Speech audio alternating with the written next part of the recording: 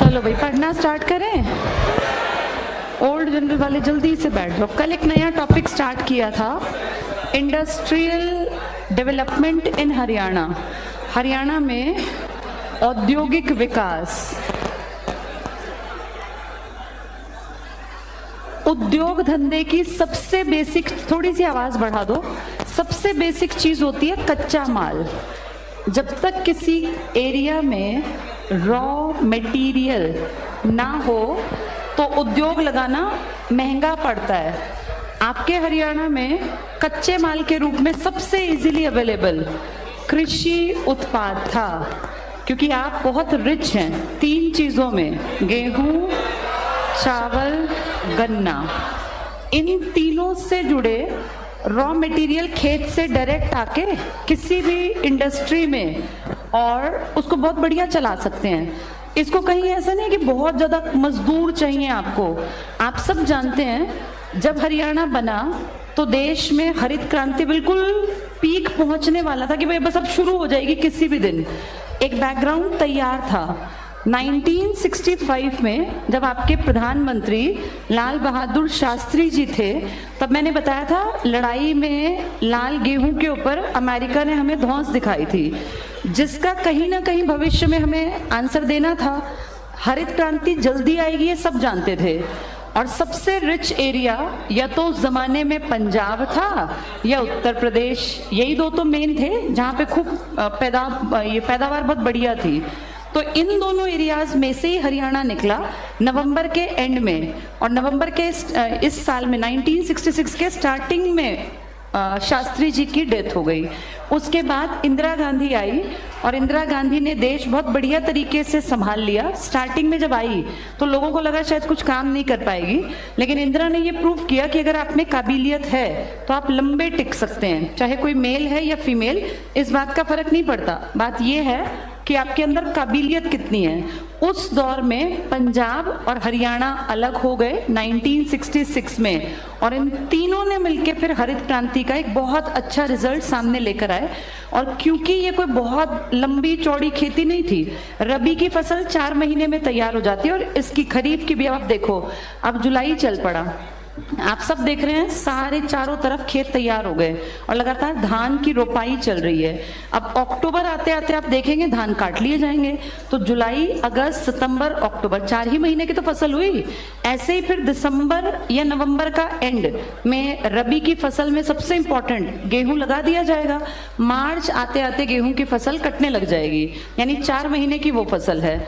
आप जब अलग हो रहे थे तो ये दिखती बात थी कि ये प्रोडक्शन की सबसे ज्यादा अहम बेल्ट है, और हरियाणा जिस समय पर अलग हुआ तब हरित क्रांति का विचार आ चुका था। एग्जीक्यूशन में नहीं आया, लेकिन विचार आ गया था कि भाई इस तरीके से विदेशों से बढ़िया क्वालिटी का बीज लाएंगे, अच्छी सिंचाई की सुविधाएं देंगे। फिर हम अपने आप को लकी माने कि हम लोगों को एक अच्छा सीएम मिल गया इसी दौर में। इसके आगे पीछे 3-4 साल में बंसीलाल जी ने सबसे ज्यादा एक बड़े लेवल पे काम किया था। कौन से प्रोजेक्ट्स पर? सिंचाई। और क्योंकि हमारी मिट्टी उपजाऊ थी, अगर सिंचाई बढ़िया क्वालिटी में मिल जाए, हर खेत तक पानी पहुंच जाए और अच्छी क्वालिटी का बीज हो, आपके यहाँ की कंडीशन गेहूं के लिए भी बेस्ट है आज भी, और चावल के लिए भी। सिंचाई पे लगातार काम हुआ, और जो आपका एरिया थोड़ा सा ऊपर था ना, जैसे भिवानी की बेल्ट है, थोड़ा सा एरिया ऊपर की तरफ है, तो वहां उत्थापक सिंचाई, उत्थापक का मतलब ऊंचे एरिया पर, थोड़े से उठे हुए एरिया पर। ऐसा नहीं कि हरियाणा पहाड़ी इलाका, हरियाणा पूरे का पूरा प्लेन्स में आता है, लेकिन हमारे भिवानी के आसपास की बेल्ट बाकी एरिया के मुकाबले थोड़ी सी ऊंचाई पर है। इसीलिए यहाँ की मिट्टी को अगर सिंचाई की सुविधा देनी है तो उत्थापक सिंचाई की परियोजना इसी सीरीज में आपके यहाँ बहुत बड़े लेवल पर क्या निकाली गई है? नहर। ये पश्चिमी यमुना नहर आज की नहीं है, ये तो बहुत पहले, अंग्रेजों से भी पहले। अगर देखें पृथ्वीराज चौहान, वो 1191 में तो लड़ पड़ा था ना, उससे पहले उसने इसके ऊपर काम कर दिया था। यानी जो हमारे यहाँ ये नदी बहती है यमुना, इसका पानी पुराने टाइम में भी छोटा, बहुत बड़े लेवल पे ना सही, लेकिन छोटी नहरों के रूप में पूरे इस बेल्ट के आसपास सिंचाई का साधन था। अंग्रेज आए, अंग्रेज थोड़े पढ़े लिखे थे, साइंटिफिक अप्रोच थी, उनको अकल ज्यादा थी क्योंकि वो पढ़ गए थे। ऐसे नहीं कि वो पुश्तैनी कोई बहुत समझदार थे। उन लोगों ने इंजीनियर्स का सहारा लिया और इसको सिस्टमैटिक ढंग से इस जाल को फैलाया, क्योंकि अंग्रेज चाहते थे कि आप खूब खेती करें, आप जितनी खेती करेंगे उतनी पैदावार ज़्यादा होगी और उनको आप टैक्स उतना ज़्यादा देंगे, क्योंकि अंग्रेज तो हर चीज़ को सिस्टम से संभालते थे। तो आपके यहाँ खेती खूब बढ़े, इसके लिए अंग्रेजों ने भी अपनी जान बिल्कुल लगा के रखी कि भैया किस तरह इस बेल्ट से खूब पैसा ऐंठा जाए। आप सब जानते हैं अंग्रेज आगे जाके दिल्ली के आसपास, राजधानी दिल्ली में ही डेवलप की ना कलकत्ता के बाद, तो दिल्ली के आसपास लगता एरिया, आज भी हम बात करते हैं दिल्ली की 4 अलग अलग सीमाओं पर हम बैठे हैं, ईस्ट को छोड़ के। हम उत्तर में हैं, पश्चिम में हैं, दक्षिण पश्चिम में और दक्षिण में हैं। तो उस जमाने में सोचो दिल्ली से बिल्कुल लगता एरिया हरियाणा ही रहा होगा जब यहाँ अंग्रेज आते होंगे। यहाँ की मिट्टी बढ़िया तो यहाँ के लोग पैसा भी अच्छा देंगे, इसीलिए हमारे ऊपर काम किया गया। इसका फायदा हमें ये मिला कि आने वाले समय में किस चीज़ के प्रोडक्शन में, कृषि, और आज तक तुम देख लो तुम्हारे यहाँ कितना बड़ा लेवल पर कामकाज खेती का है। कहीं से कहीं निकल जाओ तुम, यहाँ से सोनीपत से, दिल्ली से लगता सोनीपत हो गया, सोनीपत से चाहे तुम इस बेल्ट पे आगे निकलो अंबाला तक, तो भी सारा तुम देखोगे खेती बाड़ी। जीटी रोड जिसको हम कहते हैं, NH 44, इसके दोनों तरफ हम दिल्ली से चलना जब स्टार्ट करें तो पूरे के पूरा हरियाली दिखती है हमें, पूरे की पूरी। बेशक इंडस्ट्रियलाइजेशन हो गया, पूरी बड़े बड़े फ्लैट्स बन गए, लेकिन आप देखना थोड़ी थोड़ी दूरी पर आपको हरियाली का आभास है।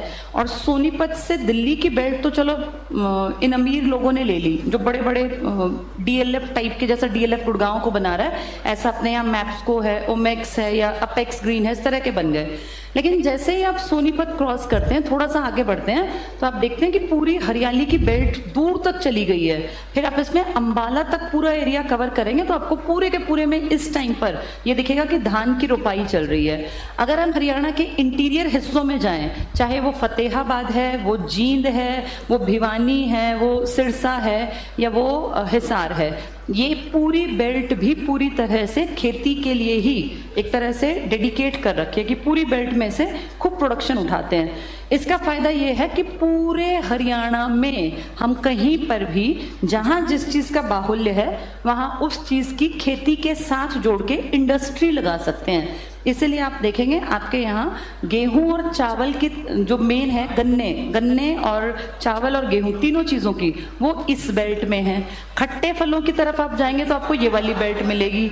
फूलों की तरफ आप जाएंगे तो सोनीपत से नीचे की बेल्ट है जिसमें फूल का प्रोडक्शन बहुत अच्छा होता है। और पूरे देश में जो ये बुके तैयार होते हैं ना, जो फूलों के गुलदस्ते, इनमें जो पीछे नहीं तुमने देखा, एक तो होता है मेन गुलाब वगैरह लगाना, एक पीछे देखो डंडियां सी होती हैं उनमें, वो ग्लेडियोलस कहलाता है, उसका साइंटिफिक नेम है ग्लेडियोलस। उसकी सबसे ज़्यादा खेती हम करते हैं। हमसे मेरा मतलब यहाँ पूरा हरियाणा नहीं, यहाँ सोनीपत है। सोनीपत में सबसे ज़्यादा ग्लेडियोलस नाम के फूल की खेती की जाती है, जिसका सीधा इस्तेमाल है बुके के पीछे जो वो लंबे लंबे से डंडे होते हैं या जो जिसमें फ्लावर आपको दिखते हैं वाइट या येलो कलर के। ये पूरी बेल्ट मसाले भी पैदा करती है। थोड़ी गूंज है आवाज़ में, मसालों में आगे है ये। यहाँ पे आपका ग्लेडियोलस फूल, इसके अलावा इस बेल्ट में आपको खुम्बी बहुत मिलेगी, मशरूम का प्रोडक्शन। यहाँ आप जाएंगे तो आपको गेहूं बहुत ज़्यादा मिलेगा, गेहूं और खट्टे फल। अगर आप इस तरफ की बेल्ट में जाते हैं, यहाँ से स्टार्ट होके पूरी इस बेल्ट में, तो गन्ने का प्रोडक्शन बहुत ज़्यादा है। आप खुद देखिए यमुनानगर में गन्ना सर्वाधिक है। यमुनानगर से थोड़ा नीचे उतर जाओ तो करनाल है, पानीपत है, सोनीपत। आप जीटी रोड के साइड में जब भी चले होंगे आपने ध्यान दिया होगा, दोनों तरफ ईख बहुत ज्यादा है। धान के पैरेलल आपको ईखों के खेत भी दिखाई देंगे। तो ये पूरा हरियाणा रिच है, और इस पूरे हरियाणा के रिच होने का कारण है जो ये नदी से निकाली हुई अलग अलग डायरेक्शंस में नहर हैं, क्योंकि नहरों ने आगे तक के पूरे एरिया में मिट्टी बढ़िया थी, पानी पहुंचा दिया। हमने अपना बीज अच्छी क्वालिटी का इस्तेमाल कर लिया, और आज हम प्राउड से कहते हैं कि पूरे देश का पेट भरने के अलावा हरियाणा का बहुत बड़ा योगदान किस चीज में भी है, निर्यात में। हम एक्सपोर्ट करते हैं। और ऐसा नहीं कि हम कोई खेती और मजदूरी बस करना जानते हैं। हरियाणा स्टील के प्रोडक्शन में बहुत बड़ा नाम है। जिंदल स्टील्स का नाम आपको पूरे देश में सुनाई देगा। तो जिंदल ने देखो कितना बड़ा औद्योगिक विकास में किस जिले का नाम बना दिया। और दुनिया थोड़ी ना हिसार का नाम लेती है, वो कहते हैं इंडिया हरियाणा। अब जैसे छोटे लेवल पे उतरे तो हम हिसार कहते हैं, लेकिन पहचान तो हरियाणा की है। ऐसे ही फिर स्टील के अलावा जितना बड़ा कामकाज देखें, अपना अंबाला में देखो कितने ढेरों, मिक्सी सिटी, उस जमाने से यहाँ इलेक्ट्रॉनिक्स का बहुत बड़ा कामकाज है। एक टाइम था जब यहाँ बहुत बड़ी फैक्ट्री हुआ करती थी, HMT, हिंदुस्तान मशीन टूल्स। पूरे हिंदुस्तान में मशीन के जो कलपुर्जे बनते थे, HMT फैक्ट्री बनाया करती थी। और एक जमाने में ये सिर्फ साउथ इंडिया में खोली गई थी, लेकिन आपके अंबाला में ये बहुत शुरुआती चरण में ही खोल दी गई। तो हरियाणा की ऐसा नहीं है कि सिर्फ खेती करते हैं, यहाँ उद्योग धंधे भी बहुत बड़े लेवल पे काम कर रहे हैं। पर हाँ, कोई पूछे कि मेन, तो हम कहते हैं जब मेन हमारा कामकाज खेती या खेती से जुड़े हुए बिजनेस हैं। जैसे हम लोग फूड पार्क्स में बहुत आगे बढ़ रहे हैं। हाँ, फूड पार्क्स में, या हम देख रहे हैं हमारे आसपास वैश्विक स्तर की बड़ी बड़ी फूलों की, फलों की क्या बनाई जा रही है, मंडी। मंडी कहाँ बनेगी, जहाँ प्रोडक्शन होगा। कहीं ऐसा नहीं है कि जहाँ प्रोडक्शन ना हो मंडी बना देंगे। इस तरफ के अगर देखें तो हरियाणा लगातार आगे बढ़ रहा है, और इसका सीधा संबंध है कृषि उत्पाद से, क्योंकि कृषि उत्पाद होंगे तभी तुम लोग मंडी में जाके काम कर पाओगे और तभी तुम अपना फूड पार्क बना पाओगे। तो फूड पार्क को देखें तो बहुत बड़े लेवल पे एरियाज डेवलप कर दिए, और अंबाला से लेके सोनीपत तक ऐसे बहुत बड़े एरिया को पहले मजदूर किसानों से खरीद लिया। HSIIDC तुम्हारे यहाँ काम करता है।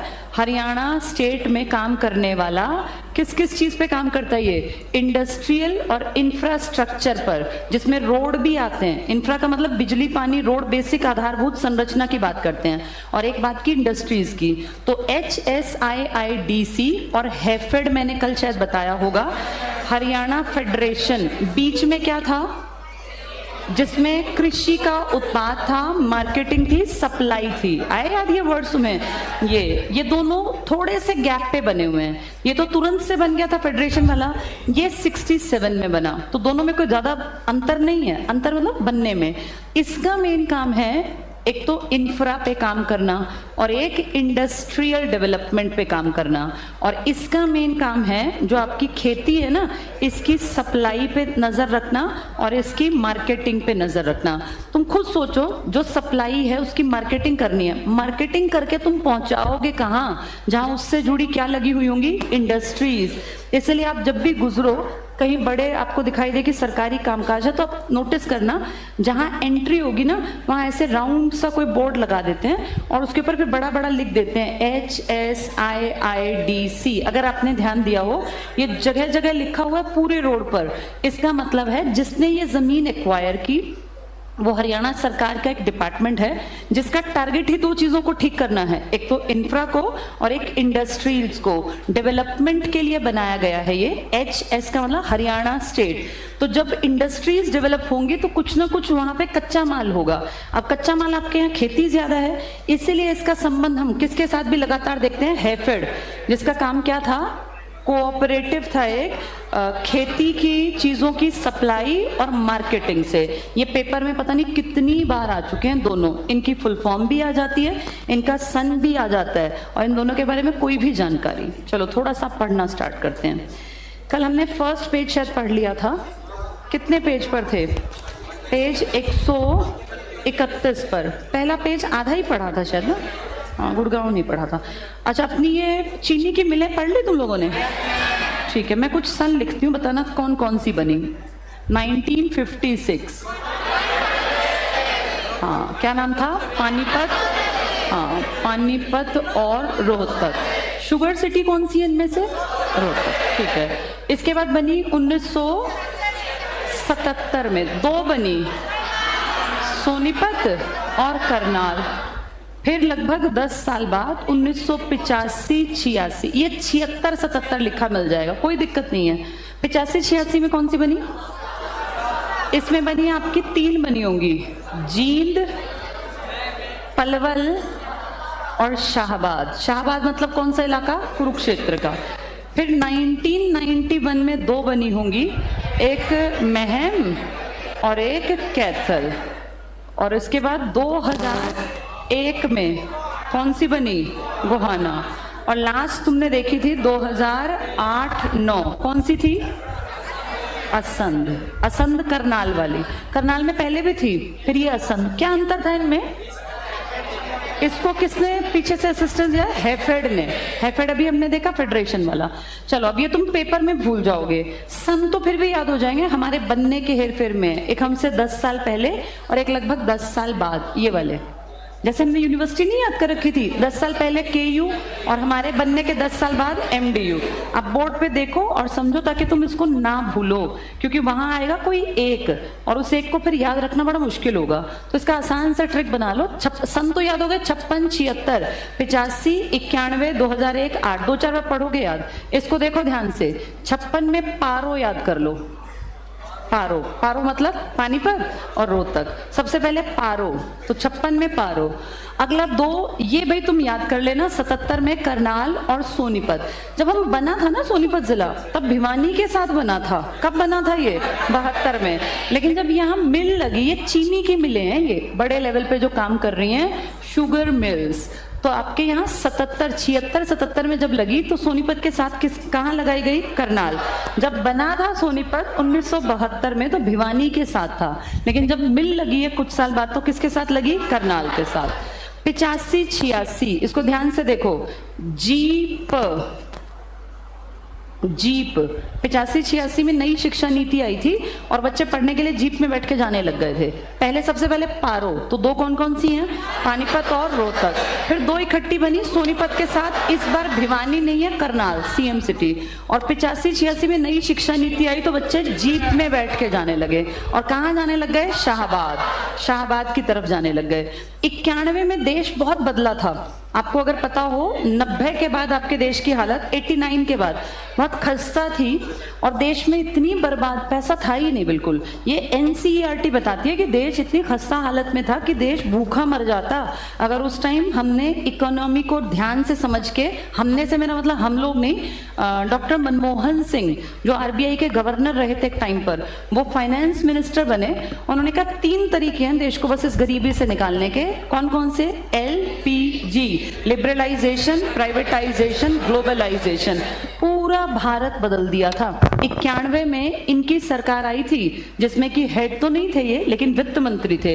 वित्त मंत्री के हाथ में बहुत सारी बातें होती हैं, तो इन्होंने सब कुछ बदल दिया और इतनी गरीबी से निकालने के लिए काबिल थे ये, तो ये महकने लगा पूरा भारत महक गया कि चलो भैया वो गरीबी से बच गए। नहीं तो ऐसी खराब हालत होती कि लोग भूखे मरते। यहाँ सारी इंडस्ट्रीज तो पीछे रहने लग गई थी, कोई इनोवेटिव कार्य कर ही नहीं रहा था। तब विदेशी चीजें आई, तब ये आपके यहाँ कोका कोला और विदेशी ब्रांड जो आज आपको नॉर्मल लगते हैं ना, 91 में ये थी नहीं इनकी एंट्री, इतने बैरियर थे कि कोई आ ही नहीं सकता था।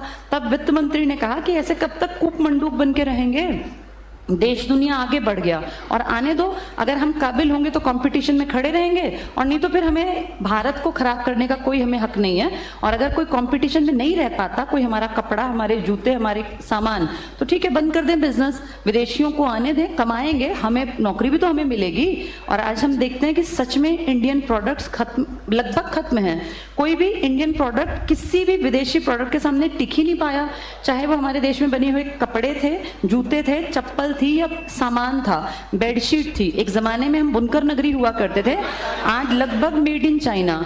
एक टाइम था जब हमारे यहाँ घर की बुजुर्ग औरतें, जब वो लगभग ये हो जाता कि भाई शरीर काम नहीं कर रहा, बेड रिडन हो गई हैं, तब भी वो अपने घर में छोटे बच्चों के लिए कठपुतली टाइप की चीजें या हाथ से, अगर मुझे नहीं पता तुमने देखे कि नहीं, वो खिलौने बनाया करती थी। एक जमाना था। अब ये सब आउट ऑफ ट्रेंड है क्योंकि इस पूरे मार्केट को कैप्चर कर गया चाइना या विदेशी जितने बड़े बड़े ये थे, इन्होंने अपनी तकनीक का इस्तेमाल किया, सस्ते कीमत पर बहुत अच्छे प्रोडक्ट कपड़ों में, जूतों में और घर के रोजमर्रा के सामान में आ गया। देखते देखते हमारे यहाँ पे एक तो ना बाढ़ आ गई इन सब प्रोडक्ट्स की। लेकिन इसका फायदा ये हुआ कि अब तक हम पिछड़े रहते अगर विदेशियों को हम ना जान पाते। आज हम पूरी दुनिया को जानते हैं कि यार यहाँ की टेक्नोलॉजी अच्छी है, यहाँ पे ये चीज़ बढ़िया है, यहाँ का ये सामान, तो उसका फायदा आम जनता को मिलता है। तो 91 में क्या हुआ, चारों तरफ जब चीज़ें महके, सबसे पहले पारो, फिर दो क्या थे अपने, सोनीपत और करनाल, फिर क्या था, जीप में बैठ के शाहबाद गए। 85-86 नई शिक्षा नीति, अब तो तुम्हारी नई तुम्हारे सामने, इससे पहले आई थी वो इसके राजीव गांधी के टाइम में। 91 में जब सब लोग यहाँ आ गए तो महके, और 2001 में बिल्कुल नई शताब्दी की शुरुआत थी, क्योंकि 2000 हर कोई इतना लकी नहीं होता कि उस सन को देख पाए। 2000 अब अगली बार 3000 जब आएगा तब तक कितनी पीढ़ियां हमारी गुजर जाएंगी। तो ये पहली शुरुआत थी। तो इसके लिए कहाँ बनाई गई अपनी शुगर मिल, गोहाना। गोहाना याद रखना क्योंकि ये नई सदी में पहली है, इससे पहले 91 में लग चुकी है, जब वो बच्चे पहले जीप में बैठ के शाहबाद गए, सोनीपत, करनाल या पानीपत और रोहतक। 2001 गोहाना। सबसे नई कौन सी लगी, असंध। किसने पैसा लगाया, हैफेड ने। इन सबको देखती है चीनी मिल प्रसंग, यानी एक डिपार्टमेंट है कि भैया तुम संभालो, कब गन्ना आएगा, कब पर्चियां जाएंगी, कब वो कहाँ तुलेगा, कैसे कौन सी सुविधा, इनके वर्कर्स कितनी तनख्वाह पाएंगे, सब वो डिसाइड करते हैं। इसका कामकाज वो नहीं देखते, इसका कामकाज देखता है हैफेड। अब देखो यहाँ पर ये सन वापस देख लो ताकि तुम इसमें गलती ना करो। पानीपत सहकारी चीनी मिल कब लगी, पानीपत 56। रोहतक वाली भी कब लगी, 56। लेकिन रोहतक वाली में 2009 में थोड़ा सा उसको थोड़ा उसको बढ़ा दिया था। करनाल लगी 77 में, 76-77 है। इसके साथ कौन सी लगी थी, सोनीपत की। शाहबाद बाद में तो पढ़ने गए, 85-86 में तो शिक्षा नीति आई, 84-85। 2009 में इस पे भी थोड़ा सा काम किया गया। महके कब हुआ था ये, 1991। हैफेड वाली असंध की सबसे नई है, और सरस्वती तो अंग्रेजों के जमाने के टाइम की है, वो वहां से पाकिस्तान लाहौर से। ठीक है, ये सब हमने पढ़ लिया था कल। बेशक यहाँ ना एक शॉर्ट में नीचे लाइन में ऐसे लिख लो जैसे मैंने लिखा है, क्योंकि बाद में ये इस तरीके से याद नहीं होगा, इसमें एक दो लिखी भी नहीं है, ऐसे मेंशन कर लो नीचे या ऊपर कहीं भी। एक कोई सा सन आएगा और तुम्हें फंसा देगा वहां। 56 लिख लेना। पानीपत रोहतक ब्रैकेट में पारो लिख लो, फिर हमेशा याद रहेगा। दूसरा सोनीपत करनाल, तीसरा जीप, ऐसे लिख लेते हैं ताकि हम बाद में पढ़ें तो हमें याद रहे। जीप में कहाँ गए बच्चे बैठ के, शाहबाद। नई शिक्षा नीति देखने समझने। इसके बाद 91 में चारों तरफ हमारा भी जैसे महके, अलग अलग इंडस्ट्रीज आ गई। महके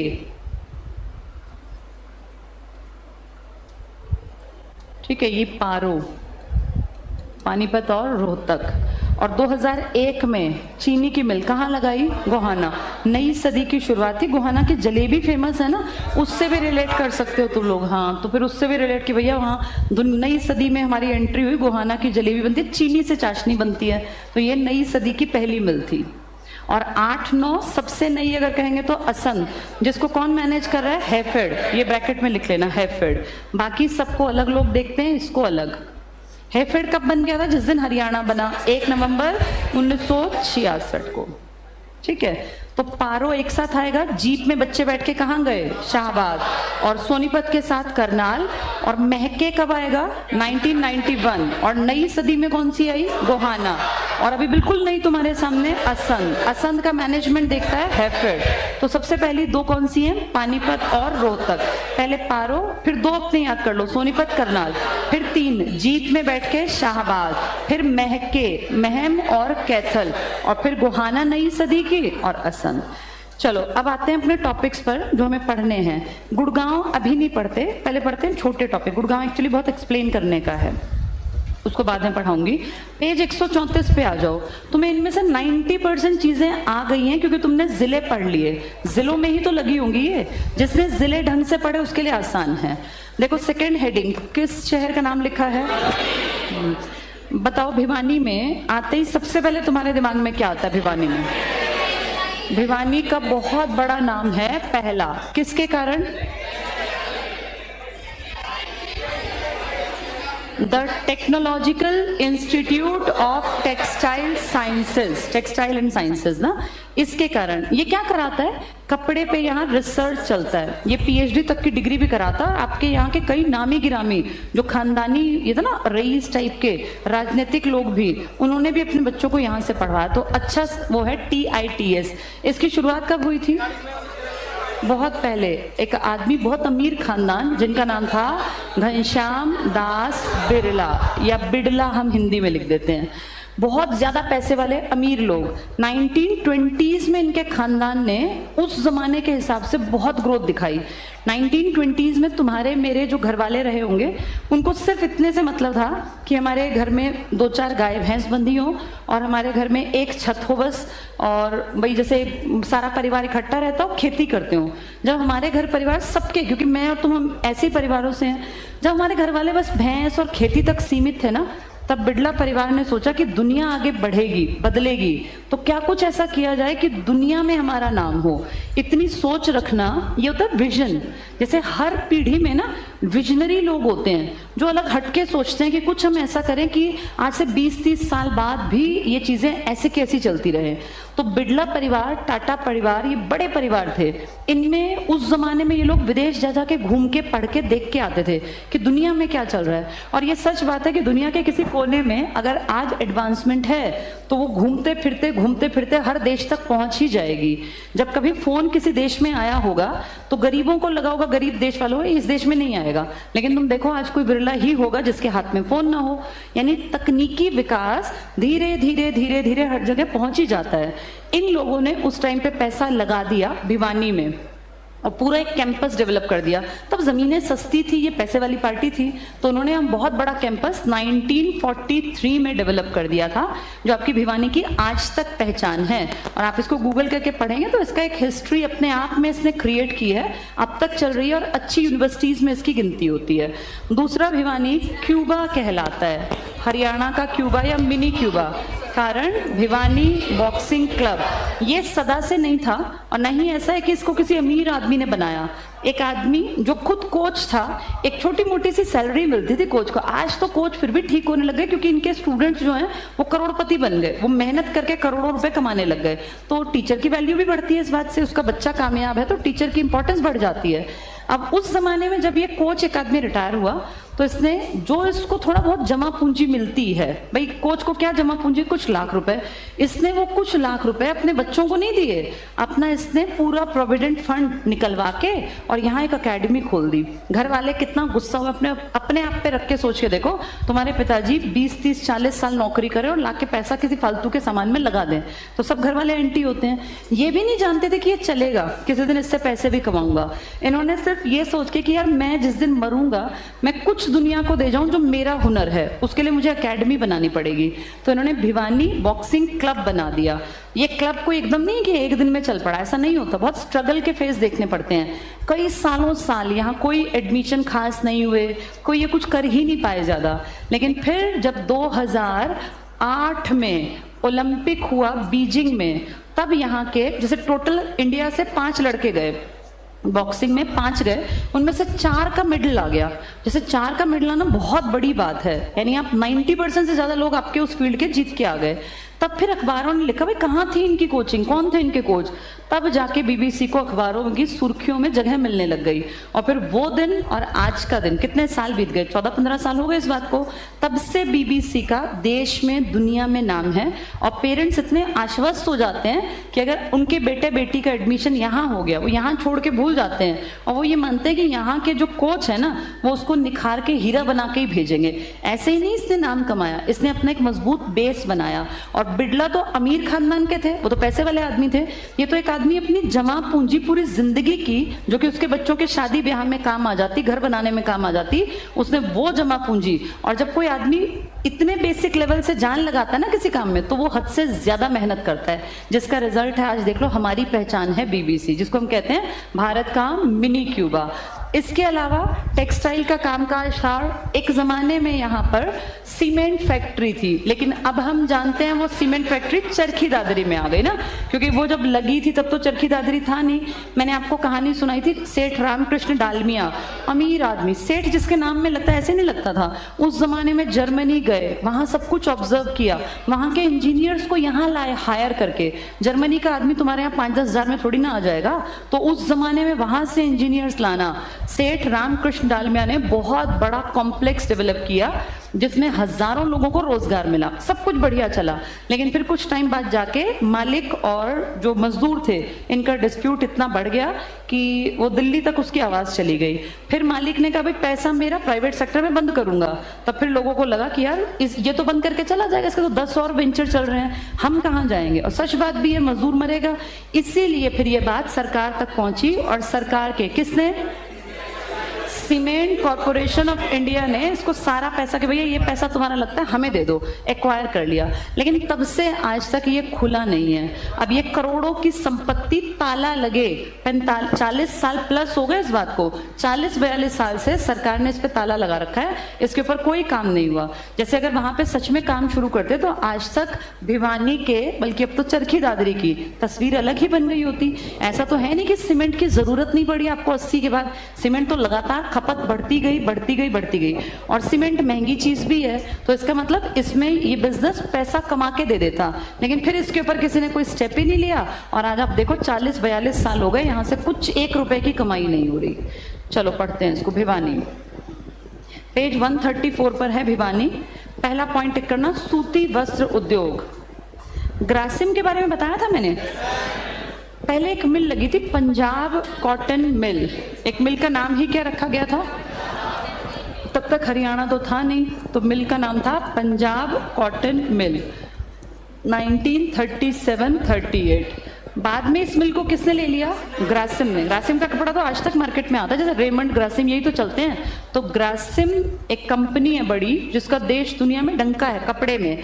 तो पहले ना जैसे आजकल आ गई चीजें रेडीमेड, पहले ऐसा नहीं होता था। पहले कपड़ा आता था, कपड़े को ही आदमी सिलवाया करते थे। जैसे तुम्हारे पिताजी और तुम्हारे दादा की उम्र के लोगों ने रेडीमेड कपड़े नहीं पहने, किसी ने भी। पहले कुर्ता धोती भी पहनते थे, तो वो कुर्ता बाकायदा एक साइज लेके सिलवाया जाता था। लेकिन अब ये रेडीमेड कपड़ों का चलन आ गया। तो जब कपड़ा सिलवाया जाता था ना, तो ग्रासिम और रेमंड, इनको कहा जाता भैया ये थोड़े एलीट क्लास, ये थोड़े अमीर टाइप के लोग पहनते हैं। तो इस कंपनी ने ये चलती हुई पुरानी कंपनी को एक तरह से एक्वायर कर लिया कि भैया पैसे पकड़ो, ये हमारी। इस ग्रासिम ने 1964 में इसको, काम तो ये 54 से कर रहे थे, लेकिन फिर एक होता ना भाई काम धाम, भाई लेना देना, अब ये पूरी तरह मेरी चीज है। तो वो ग्रासिम ने 64 में किया और तब इन्होंने इसका नाम बदल के पंजाब कॉटन मिल से कर दिया भिवानी टेक्सटाइल मिल। आज तक इसका नाम क्या है, भिवानी टेक्सटाइल मिल। टेक्सटाइल आप जानते हैं कपड़े को बोलते हैं, तो पंजाब कॉटन मिल ही क्या बन गई है हमारी, भिवानी टेक्सटाइल मिल। चलो पढ़ के देखो। तो सूती वस्त्र उद्योग 1937 में भिवानी टेक्सटाइल मिल स्थापित की गई। ये शुरू से भिवानी थी या पंजाब थी? हाँ, ऊपर ये 2 लाइन लिख लो, बाद में ये याद नहीं आएगी। लिखो पंजाब कॉटन मिल, यही ऊपर जगह है ना पेज में, वहां लिख लो, 2 लाइन लिखवानी है। पंजाब कॉटन मिल कौन से ईयर के साथ जाएगी, 37-38। एक दिन में चीजें नहीं बनती, 1-2 साल लगता है चीजों को। 1937-38, ठीक है। इस सन में ये बनी थी, जब इसे नाम क्या रखा अपना, पंजाब। यही लिखो, ग्रासिम इंडस्ट्रीज लिमिटेड ने, ग्रासिम इंडस्ट्रीज लिमिटेड, वो बहुत पुश्तैनी अमीर टाइप के लोग थे। ग्रासिम इंडस्ट्रीज लिमिटेड ने 1964 में इससे खरीद लिया। जैसे सीसीआई ने क्या खरीद ली, सीमेंट वाली, ऐसे ही इन्होंने खरीद ली। 64 में ग्रासिम इंडस्ट्रीज लिमिटेड ने इसे खरीद लिया और नाम बदलकर भिवानी टेक्सटाइल मिल कर दिया। तो पंजाब कॉटन मिल ही अब क्या बन गई, भिवानी टेक्सटाइल मिल। नाम बदलकर भिवानी टेक्सटाइल मिल कर दिया, ठीक है। इसका लिख लो, रजिस्टर्ड ऑफिस इसका मुंबई में है, तुम्हारे यहाँ नहीं, क्योंकि ग्रासिम का मेन काम तो महाराष्ट्र में है। इसका रजिस्टर्ड ऑफिस मुंबई में है, ठीक है। जानबूझ के कह देंगे भिवानी टेक्सटाइल मिल का रजिस्टर्ड ऑफिस, जिसके अधीन ये काम करती है, कहाँ है, तो वो आपके यहाँ नहीं है, वो कहाँ पर है, मुंबई में, ठीक है। चलो पढ़ते हैं अब आगे। तो सूती वस्त्र उद्योग 37 में भिवानी टेक्सटाइल मिल। अगर स्पेशल नाम बदला कब, तो क्या कहेंगे, भिवानी टेक्सटाइल मिल का नाम कब बदला है इन्होंने, 1964 में। इसका पुराना नाम क्या था, पंजाब कॉटन मिल। किसने खरीद ली है, ग्रासिम में। ग्रासिम का रजिस्टर्ड ऑफिस कहाँ है? मुंबई में। चलो टिक कर लो। स्थापित किया गया 45 में सूती वस्त्र बनाने की पहली मिल लग गई थी। उससे पहले काम धंधा, जैसे बिजनेस एक दिन में खड़े नहीं होते, इनके लिए बहुत मेहनत की जाती है। तो पहली मिल लाकर जो यहाँ स्टार्ट कर दी वो 45 में। बेटा क्लास में जिसको टोके ना उसको खड़े होकर बाहर चले जाना अगर ये मना कर रहा है क्लास में बैठने से तो, या फिर शांति से रहो। अगला पॉइंट देखो, सीमेंट फैक्ट्री चरखी दादरी, इसका निर्माण 1939 में, जब क्या दुनिया में क्या चल रहा था? Second world war. तो देखो ये तेज दिमाग आदमी अपना काम कर रहा था। यहाँ लिख लो सेकेंड वर्ल्ड वॉर, तो याद रह जाएगी सीमेंट की फैक्ट्री तुम्हारी वर्ल्ड वॉर के दौर की है। और वर्ल्ड वॉर में सबसे बड़ा योगदान, जो सबसे पहला स्टेप था वो किसने लिया था? जर्मनी ने। जर्मनी ने किस पे अटैक किया था? पोलैंड पर, और वहीं का इंजीनियर इंडिया आया था। ये टिक करना। 1939 में सेठ रामकृष्ण डालमिया द्वारा इसका निर्माण जर्मनी के इंजीनियरों द्वारा किया गया। इस फैक्ट्री में प्रतिदिन, ये कोई नहीं पूछने वाला, 500 मीट्रिक टन से मतलब बहुत सीमेंट बनती थी। अंडरलाइन करना, 1981 को इस कंपनी को सीमेंट कॉर्पोरेशन ऑफ इंडिया ने अधिग्रहित कर लिया। सीसीआई लिख लो, ये गवर्नमेंट की है सीसीआई। आज तक गवर्नमेंट ने खरीद के पैसे तो दे दिए रामकृष्ण डालमिया के परिवार को, लेकिन फिर भारत को कोई फायदा नहीं हुआ खरीदने का, क्योंकि ये तो जमीन बंद पड़ी है, फैक्ट्री ताला लगा पड़ा है यहाँ। नेक्स्ट टिक करना, technological institute of textiles and sciences लिख लो पूरा, एंड साइंसेस, और फिर इसको शॉर्ट में लिख लो TITS, डॉट लगा लेना क्योंकि हर एक का अपना मतलब है। यहीं लिख लो GD बिड़ला, घनश्याम दास बिड़ला, GD बिड़ला। तो टाटा और बिड़ला आज के नहीं है, बहुत पुराने अमीर हैं। जैसे आज अंबानी अडानी है ना, आजादी से पहले टाटा और बिड़ला थे। तो TITS साइंसेस की स्थापना 1943 में इन्होंने की। इनको बाद में पद्म विभूषण भी मिला था, इंडिया का दूसरा बड़ा प्राइज, ये लिख लेना, पद्म विभूषण। ये बड़ी चीज होती है, पद्मश्री मिलना सबसे निचला स्तर है, वो भी नहीं मिलता। पद्म भूषण उससे ऊपर, विभूषण उससे ऊपर, सबसे ऊपर भारत रत्न, जो कि लिमिटेड लोगों को दिया गया। ठीक है, इसके बाद आगे पढ़ लो। इसमें तैयार माल बांग्लादेश, पड़ोसी देश में तुर्की और बेल्जियम आदि को भेजा जाता है। खादी वाला टॉपिक अभी छोड़ दो, पानीपत पे आ जाओ। पानीपत तो बहुत ज्यादा हमारे लिए जरूरी है। 3-4 चीजें क्या क्या खास है यहाँ। रिफाइनरी कब बनी थी? 1998 में। काम तो कह रहे थे 80 से काम चल रहा था, लेकिन 1998 में। कौन सा गांव था वो? बाहोली। यहाँ 4 साल और लगे 2002 में, यहाँ पेट्रोल 2002 में, फिर यहाँ पेट्रोल डीजल मतलब रिफाइनरी काम करने लग गई। 98 में बाहोली में इसके ऊपर काम हुआ और 2002 में काम करने लग गई। NFL की मैंने तुम्हें एक दिन कहानी सुनाई थी, नेशनल फर्टिलाइजर्स लिमिटेड, अमोनिया नाइट्रोजन का इस्तेमाल करके बनाता है ना ये। अब ये NFL आपके यहाँ नहीं है, पहले ये कहाँ बना था? 1974 में। आपके यहाँ कब आया ये? 1979 में। इसका हेडक्वार्टर भी आपके यहाँ नहीं है। कहाँ पर है हेडक्वार्टर इसका? नोएडा। अभी जैसे पढ़ रहे थे ग्रासिम वालों का रजिस्टर्ड ऑफिस कहाँ था? मुंबई। लेकिन ग्रासिम ने आपके यहाँ पैसा डाल दिया, किसकी कंपनी खरीद ली? वो क्या नाम था उसका? Punjab cotton mills. किसने खरीद लिया? वो ग्रासिम ने। और फिर उसने इसका नाम बदल के कर दिया भिवानी टेक्सटाइल मिल। ऐसे ही एक कंपनी एक बना NFL, नेशनल फर्टिलाइजर्स लिमिटेड, जिसने जगह जगह यूनिट लगाई कि भैया हम नेशनल लेवल पे फर्टिलाइजर्स का निर्माण करेंगे। उसने अपना हेडक्वार्टर बनाया यूपी में, लेकिन वो आपके यहाँ 5 साल बाद कि भैया यहाँ पे खेती खूब होती है हरियाणा पंजाब में, तो यहाँ बिकेंगी चीज़ें ज़्यादा, यहाँ फिर हमें ट्रांसपोर्टेशन की जो बहुत लंबी, अगर कहीं मान लो यहाँ से 1000 किलोमीटर पे बनाने लगे, 1000 किलोमीटर ट्रक लेके आएगा कट्टों को, बोरियों को, तो ऑब्वियस सी बात है उसका रेट बढ़ जाएगा। इसीलिए यहाँ लगाना ठीक लगा, क्योंकि यहाँ से बहुत बड़ा मार्केट पंजाब दे देगा और बहुत बड़ा मार्केट हरियाणा और यूपी भी दे देगा। तो इसलिए बीच में लगा दिया कि यहाँ से बिकना, बेचना, लाना, ले जाना सब आसान रहेगा। ये आपके यहाँ 79 में NFL लगा।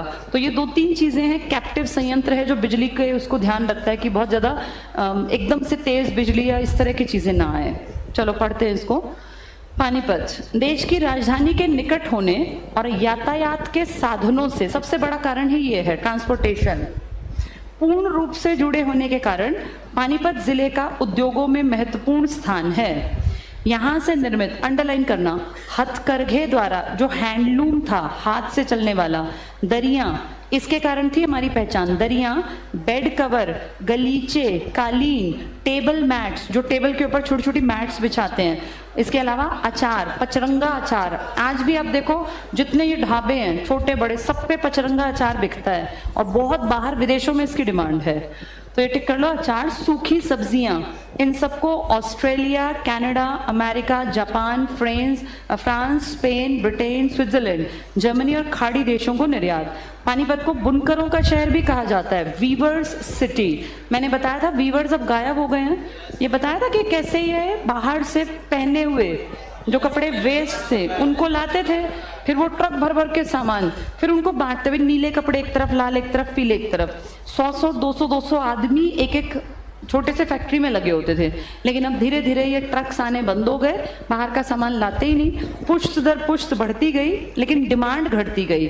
तो बहुत सारे लोगों ने अपने बच्चों को विदेश में सेटल कर दिया जो बिजनेस कम्युनिटी के थे, और अब तो हार्डली, मैंने शायद आपको आंकड़ा भी बताया कि बहुत कम रह गए हैं और ना के बराबर ट्रक दिखते हैं। अदरवाइज एक टाइम था जब पानीपत में ट्रकों की लाइन पूरी खड़ी रहती थी, जाम लग जाता था, इतनी फैक्ट्री, इतनी इंडस्ट्रीज चलती थी। अब नहीं है पर ऐसा।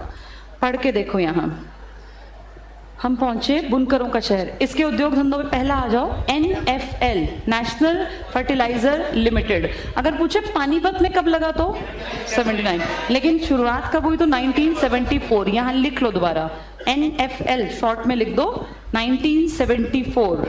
हेडक्वार्टर नोएडा, और पानीपत वाला 1979 में। 1 सितंबर 1979 हमारे यहाँ लगा था पानीपत में। ठीक है, अब इसको थोड़ा सा पढ़ो। ये मुख्य रूप से नाइट्रोजन फर्टिलाइजर, NPK आप जानते ही हैं, इनमें खाद, यूरिया और ये सब, तो नाइट्रोजन उर्वरक। इस उर्वरक के प्रयोग से प्रतिदिन 20 लाख टन अतिरिक्त खाद्यान्न का उत्पादन। तो इसका इस्तेमाल ना हो तो फिर तो भूखे मर जाएंगे देश के लोग। तो इसमें बहुत बड़ा योगदान है पेट भरने में, फसल का प्रोडक्शन बहुत अच्छा होने में NFL का। नेक्स्ट पे आ जाओ, तेल शोधक कारखाना। इसकी स्थापना 1980 या 98। हाँ, अगर 98 नहीं मिला ना तो फिर पुराने वो देखेंगे। पहली प्रायोरिटी पर 98, क्योंकि उस पर तुम क्वेश्चन मार्क लगा सकते हो, वो हर जगह लिखा हुआ है। यहाँ 1998 लिख लो। करनाल के बाहोली में, करनाल क्यों लिखा है? एक टाइम पर ये किसका पार्ट था? करनाल का ना। कृपा हुई तभी तो ये पानीपत अलग हुआ था। नेक्स्ट करना, पानीपत जिले का गठन होने और बाहोली पानीपत जिले का भाग बनने के कारण इसका नाम पानीपत तेल शोधक कारखाना कर दिया गया। भारत सरकार का कौन सा डिपार्टमेंट इसका हेड है, कौन देखता है इसको? IOC, Indian Oil Corporation. 7वीं रिफाइनरी है, इससे पहले वो 6 लगा चुका था। यहाँ लिख लो, IOC की 7वीं रिफाइनरी। तो देखो, देश की सरकार ने पैसा खूब लगा रखा है हरियाणा में। ये सीमेंट कॉरपोरेशन सरकार की है, रिफाइनरी सरकार का है, NFL में पैसा किसका है? सरकार का, ये प्राइवेट नहीं है चीजें। तो 7th है ये IOC की। नेक्स्ट करना, ये देश का अत्याधुनिक और सबसे बड़ा तेल शोधक कारखाना है। ये झूठ लिखा हुआ है, सबसे बड़ा गुजरात में है, जामनगर की रिफाइनरी। हाँ, हमारा यहाँ एक ही है, इसलिए हम कहते हैं सबसे बड़ा। यहाँ लिख लो, जहाँ लिखा ना देश का सबसे बड़ा, यहाँ लिख लो गुजरात जामनगर रिफाइनरी, जामनगर रिफाइनरी। अब इसमें एक चीज और बात कर लेते हैं जो क्लास 10th में भी दी हुई है NCERT में, इसलिए पूछ लेंगे। हमारी ये जो रिफाइनरी है इसमें कच्चा तेल आता है, पहले सिर्फ और सिर्फ आता था ट्रेन के थ्रू।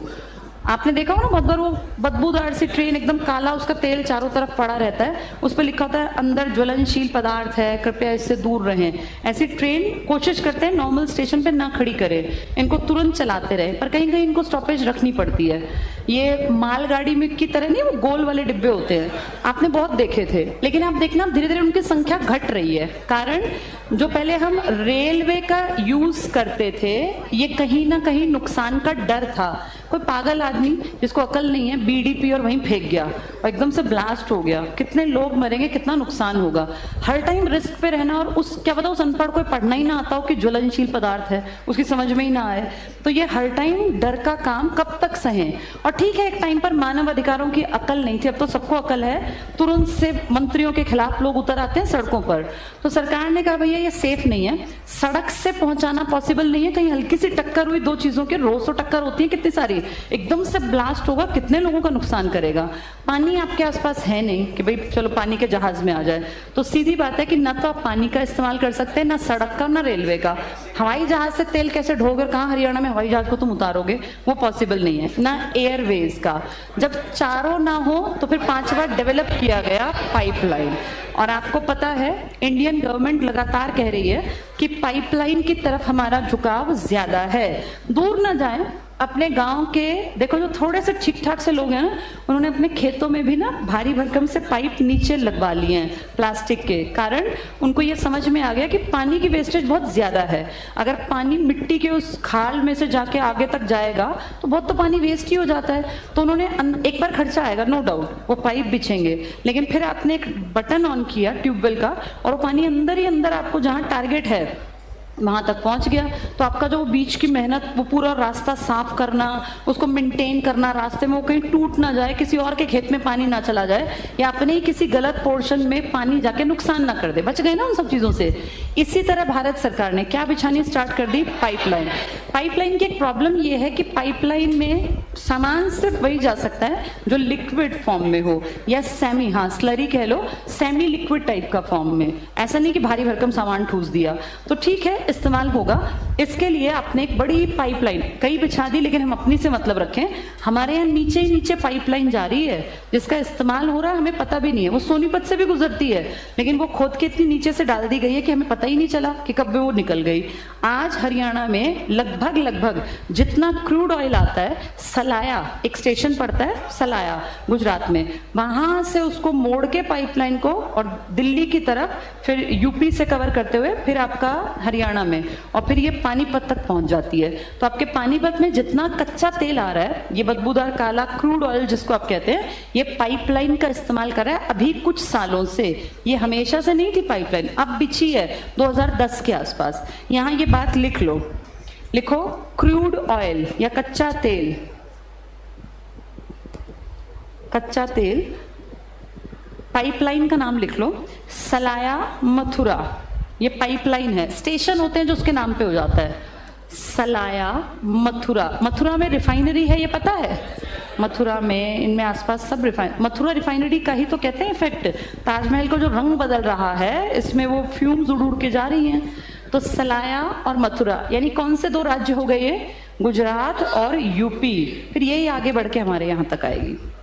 सलाया और मथुरा, तो गुजरात यूपी लिख लेना, ठीक है। इसमें लिखो 2660 किलोमीटर लंबी पाइपलाइन है ये, 2660 किलोमीटर लंबी पाइपलाइन, दिल्ली से दबा के फिर ये पूरी पानीपत तक, बीच में इसकी जो तुम्हारी ये ट्रेन चलती है ना, इसी के पैरेलल शहर के नीचे से निकल गई, तुम्हें पता भी नहीं चला ये। तो 2660 किलोमीटर लंबी। किसने पैसा लगा रखा है इसमें, इस रिफाइनरी, आईओसी, भारत सरकार का पैसा है, ठीक है। तो दो स्टेशन बताओ जहां से जो नाम है इसका, सलाया और मथुरा। मथुरा यूपी में है, सलाया गुजरात में। मथुरा पीछे रह गया, उसके आगे फिर पाइपलाइन तुम्हारे यहाँ तक बिछाई गई है, दिल्ली कवर करते हुए पूरा सोनीपत और पानीपत आगे तक। चलो नेक्स्ट देखना, कैप्टिव विद्युत संयंत्र। इसका काम है बिजली में जो फ्लक्चुएशन आता है, एक फ्लक्चुएशन आने से पूरा नाइट्रोजन का जो NFL का प्लांट है, इसकी कोई बहुत बड़ी मशीनरी जो कि करोड़ों रुपए की है, 1 सेकंड लगेगा खराब हो जाएगी। तुम्हें नहीं पता होगा, जब पहले, अब तो चीजें फिर भी अंडर कंट्रोल है, ऐसी बिजली में फ्लक्चुएशन नहीं आती, लेकिन आज से 25-30 साल पहले इतना बुरा हाल था कि कोई टीवी देख रहा है, एकदम से लाइट जाएगी, वो सोचेगा ले उठ के बंद करूं, इतने में आएगी, एकदम से उसका टीवी जल जाएगा। ऐसा बहुत नॉर्मल था, किसी का फ्रिज जल गया, किसी का टीवी जल गया। ये शब्द घरों में, भाई हमारा फ्रिज फूक गया, हमारा टीवी फूक गया, ऐसे बोलते थे लोग। कारण क्या था, फ्लक्चुएशन, वो एकदम से इतनी बिजली। तब लोगों के घरों में ना बिजली को कन्वर्ट कैसे करें कि वो एक लिमिट तक आ गए, वोल्टेज नहीं थी, ये वोल्टेज का कॉन्सेप्ट अब आया। ऐसे बड़े लेवल पे ये एनएफएल भी तो जल सकता था, ये भी तो बिजली का इस्तेमाल करता होगा, रिफाइनरी भी बिजली का इस्तेमाल करती होगी, तो इनको कैसे कंट्रोल में करें। ये जल गए तो फिर तो करोड़ों रुपए गए। इसके लिए ये लगाया गया था कैप्टिव विद्युत संयंत्र। पढ़ के देखो, राज्य में विद्युत सप्लाई के उतार चढ़ाव आदि से उर्वरक संयंत्र को बचाने के लिए, एनएफएल में गड़बड़ ना आ जाए फ्लक्चुएशन से, इसके लिए पानीपत में इस संयंत्र की स्थापना की गई। हरियाणा के पानीपत जिले के समालका कस्बे में, जैसे आज चॉकलेट बहुत नॉर्मल लगती है, लेकिन एक जमाने में चॉकलेट बड़ी चीज हुआ करती थी, और नेस्ले कंपनी का नाम अकेली का चलता था। अब तो दुनिया भर की चॉकलेट्स आ गई हैं। नेस्ले ने अपना एक समालका पड़ता ना हमारा पानीपत वाला, इसके गांव में अपनी एक यूनिट लगाई थी कि भाई यहाँ बनाएंगे इसको। तो वही बता रहे हैं, पानीपत के समालका में 1993, हमने विदेशी कंपनी को क्यों आने दिया, नेस्ले तो विदेशी कंपनी है, क्योंकि 1991 में महके से हमने याद किया था, दुनिया की इंडस्ट्रीज यहाँ आई थी, तो उसमें एलपीजी के तहत विदेशी आए कि भैया चॉकलेट का हम ही क्यों स्वाद लें, इंडियंस को पता चले। और आज तुम देखो, आज हर किसी को, चाहे वो कितना ही गरीब बच्चा हो, चाहे उसके पिताजी रेहड़ी लगाते हो, रिक्शा चलाते हो, चॉकलेट वो भी खाने लग गया। यानी किसी भी चीज में अगर देखा जाए तो कुछ भी असंभव नहीं है। इंडिया जैसे देश में जहां लोग कभी सोचते भी नहीं थे कि हम चाय, दूध और इनके अलावा कुछ, चिकंजी के अलावा कुछ नाम भी नहीं सुना था, वहां आज तुम देखो वो सब खत्म हो गया। जैसे पीढ़ी दर पीढ़ी हमारी चीजें तो खत्म हो गई और उनके पूरे मार्केट डेवलप हो गए।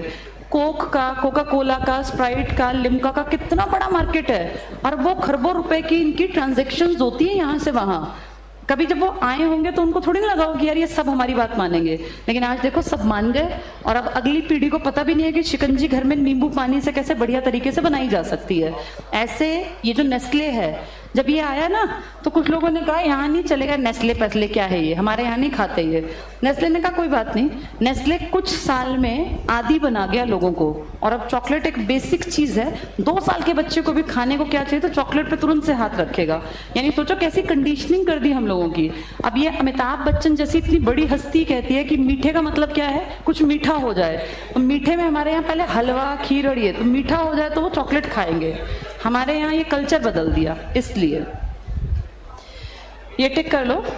तो नेस्ले इंडिया, पट्टी कल्याण जो गांव है ना, उसके पास की जमीन ली थी, एलपीजी के टाइम की बातें हैं ये। नेक्स्ट देखना, ये बहुराष्ट्रीय कंपनी है। क्या होती है बहुराष्ट्रीय? मल्टीनेशनल, जगह जगह गए। और एक चीज कंफर्म थी सबको, ये बहुत दूरदर्शी थे। 1991 आज थोड़ी ना था, कितने साल बीत गए, 30 साल प्लस हो गए। जब ये आए थे ना तो इनको लगा था पता नहीं यार इंडियंस हमारी चीजों को पसंद करेंगे कि नहीं करेंगे, क्योंकि ये तो बड़ा वैदिक काल की बातें करते हैं, दूध दही का खान पान है इनके। ये आए इस असमंजस में थे कि पता नहीं टिक पाएंगे कि नहीं टिक पाएंगे। लेकिन आज तुम देखो, इंडिया सबसे बड़ा कंज्यूमर है विदेशी प्रोडक्ट का, क्योंकि तुम इतनी आबादी लेके बैठे हो, तुम्हारे यहाँ कोई भी सामान बेच पाता है अगर, तो वो करोड़ों करोड़ों की संख्या में बेच सकता है। तुम्हारे यहाँ टी शर्ट बिकने लग गई किसी ब्रांड की, तो तुम देखना आधी जनसंख्या उसी ब्रांड को फॉलो कर रही होगी। तो जो ये बड़े बड़े ब्रांड्स है ना, इन्होंने अपनी जगह बना ली आपके मार्केट में, और इसका नुकसान क्या हुआ, हमने जो हमारे लोकल थे वो धीरे धीरे खत्म हो गए। पर गलती विदेशियों की नहीं है, विदेशी अपना प्रोडक्ट लाए तो तुम्हारे देश के जो इंडस्ट्रियलिस्ट थे उन्हें क्या करना चाहिए था, अपने प्रोडक्ट को उनसे बेहतर बनाते। और जैसे वो यहाँ आए ऐसे हम भी तो गए थे विदेशों में, हमारे सामान तो नहीं बिके। आप जो इतनी इंडस्ट्रीज, फैक्ट्रीज बंद हुई, इसका कारण ये है कि प्रोडक्शन हमारा होने के बाद वो कंज्यूम नहीं हो पाया। किसी की कोई चीज अगर बिक्री हो जाए तो वो नई नहीं बनाएगा क्या? दुनिया अगर आपका गेहूं चावल खाती है तो इसका मतलब आपके गेहूं चावल की क्वालिटी अच्छी है।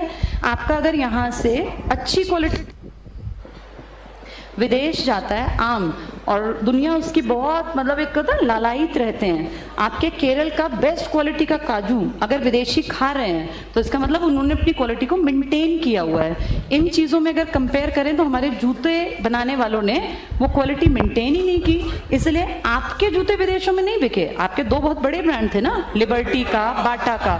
अगर सोचो अमेरिकी भी कहते वाह भाई बाटा का जूता बहुत बढ़िया, बहुत कंफर्टेबल है, और पता ही नहीं चलता चाहे 4 घंटे खड़े रहो यहाँ पर। लेकिन ऐसा तो नहीं हुआ, आपका ना बाटा बिक पाया, ना ही आपकी लिबर्टी। इनफैक्ट आप आपके देश में भी बाटा बिल्कुल पीछे की पसंद है। जो अफोर्ड कर सकता है ना, वो बाटा के शोरूम में घुसेगा भी नहीं, ना ही वो लिबर्टी के जूते देखना चाहेगा। इसका मतलब क्वालिटी में हम लोग उनकी बराबरी नहीं कर पाए। तभी ये नेस्ले चॉकलेट लेके जो लोग आए थे, जिन पे लोग हंसते थे कि तुम्हारी कड़वी चॉकलेट कौन खाएगा, हम यहाँ चूरमा और खीर और हलवे खाते हैं।